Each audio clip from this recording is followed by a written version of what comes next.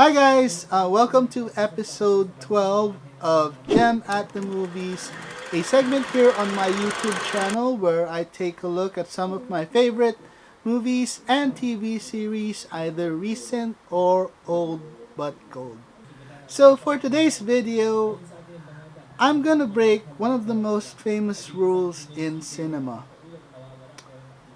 I'm gonna talk about Fight Club. Now, why I say breaking the rule?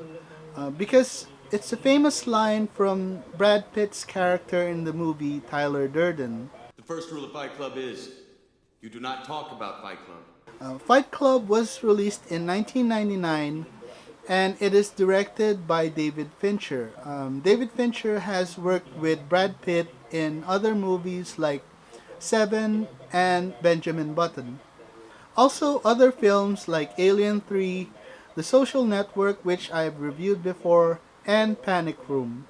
Fight Club had a budget of 63 million and made 100 million in the box office. Although it was nominated for only one Oscar, which is sound editing, and they lost to The Matrix that year. The music of Fight Club features the Dust Brothers, Michael Simpson, and John King. This movie features a heavyweight cast of Edward Norton, Brad Pitt, and Helena Bonham Carter, as well as the singer Meatloaf and Jared Leto. The main star of this film, Edward Norton, known for other films like American History X, The Hulk, The Italian Job, and Red Dragon. Brad Pitt, of course, well known for movies like Troy, Ocean's 11, Inglorious Bastards, and Interview with the Vampire.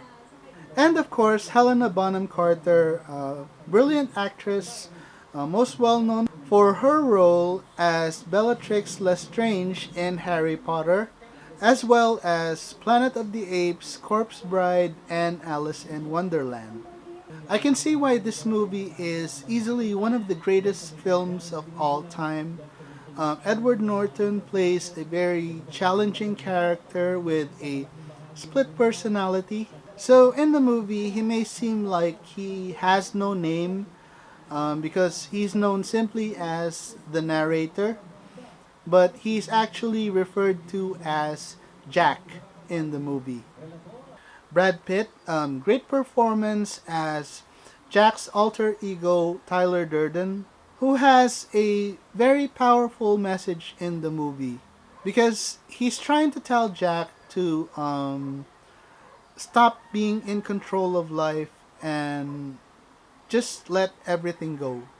I very much enjoyed Brad Pitt's performance in this movie as a very sly, scheming, but a laid back kind of guy who just finds joy in getting into a fight and watching people beat the crap out of each other. So, much like Shawshank Redemption, this movie features Edward Norton as a narrator for the movie. And in one part of the movie, he uses the fourth wall to explain Tyler's story. So the movie opens by telling the story of Edward Norton's character, Jack. We're gonna call him Jack. And he has a problem with insomnia.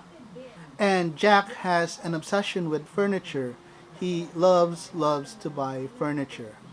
So Jack likes to attend support groups for different diseases, but he's not actually sick. Um, he just likes to because he says he feels like it cures his insomnia. He makes friends with this guy named Bob, who's a big guy, and oddly, Bob grew female breasts. So one day, Jack notices that this girl named Marla Singer, played by Helena Bonham Carter, seems to be following him in the group meetings. Marla says that she just goes there for the free coffee. So Jack and Marla agree to split the attendances and they exchange phone numbers. So Jack works for a big automobile company and he does recalls. And he also takes flights quite often.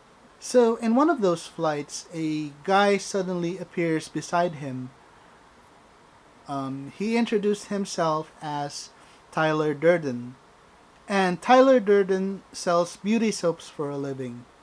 So one night, Jack comes home and he finds out that his condo had been destroyed.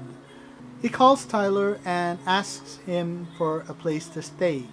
So the next scene in the movie is one of my favorites. Jack and Tyler are having drinks in a bar, and Jack is telling Tyler when he wants a piece of furniture like a sofa, he's gotta have it. He's got it all figured out. And then he has a collection of nice suits, but now they're all gone. And then Tyler tells him that, you know what, murder, crime, poverty, that doesn't concern me. What concerns me is a TV with 500 channels, my underwear with some guy's name on it. He's trying to tell Jack to stop being perfect, evolve, uh, just let life flow as it is. The message that Tyler is trying to get through is you could have all the luxury in the world, but it'll all be gone in a second. So, in the next part of the movie, Jack breaks the fourth wall and he's trying to explain to the audience that Tyler used to be a projectionist and the waiter in a classy hotel in which Tyler likes to ruin the guests' food. So they were just fighting in front of the bar, and Jack seems to be enjoying it. And he says that, hey, let's do it again sometime. So Tyler takes Jack to this very old, very worn down house on Paper Street, and that's where he stayed. So Tyler and Jack just keep beating each other for fun, and then a few guys were starting to notice. And then more and more guys started to watch it. So fighting made Jack a bit more confident. He said that everything in life got the volume turned down and it's easier to deal with things. Guys gathered every night to beat the crap out of each other. And there was a very specific rule that Tyler set, and we all know this. When you get into Fight Club, you can't talk about Fight Club outside, even if you had a good fight. And this is another line that I like from this movie. Besides, you don't talk about Fight Club. Jack says that who you were in Fight Club is not who you are to the rest of the world. So no matter how much these guys enjoyed themselves, they can't talk about it. Fight Club had a very strange but satisfying effect on them. Suddenly they were like looking at the people around them and they were thinking, I wonder how long this guy's gonna last with me in Fight Club. Suddenly they were sizing people up. So then Marla returns and she's having sex with Tyler every night. Meanwhile, Jack's boss accidentally finds out about Fight Club. Jack meets Bob again and he tells Jack that he had just joined Fight Club. Lou, the owner of the bar where the fights are being held, also discovers that Fight Club is going on without him knowing. Tyler also tells the members to pick random fights with strangers outside of Fight Club. Jack gets confronted by his boss about his weird behavior, and then Jack starts fighting himself. And right when security came in, Jack made it look like his boss was assaulting him. Tyler then turns Fight Club into Project Mayhem, committing crimes at their own freedom. And the first rule of Project Mayhem is you don't ask questions about it. Project Mayhem catches the attention of the police commissioner and he tries to investigate who is causing all these vandalisms. Tyler and the members of Project Mayhem then capture the commissioner and they threaten to cut his balls off until he denies that there are people behind these crimes that are being committed. Look, the people you are after are the people you depend on. We cook your meals. We haul your trash. We connect your calls. We drive your ambulances. We guard you while you sleep. Jack then realizes that Tyler is just getting a little too overboard with his stunts, and the two get into an argument. I want to know what you're thinking. Fuck what you know. You need to forget about what you know. That's your problem. Forget about what you think you know about life, about friendship, and especially about you and me. Tyler then tells Jack to stop trying to be in control and just let go. Bob then gets shot in the head by the police while they were out committing vandalism. So this is that famous scene in Fight Club where one of the guys from Project Mayhem said, so if you die, you get a name. And then Jack goes, yeah, his name was Robert Paulson. And then all of the guys in Project Mayhem start chanting, his name was Robert Paulson, his name was Robert Paulson, over and over.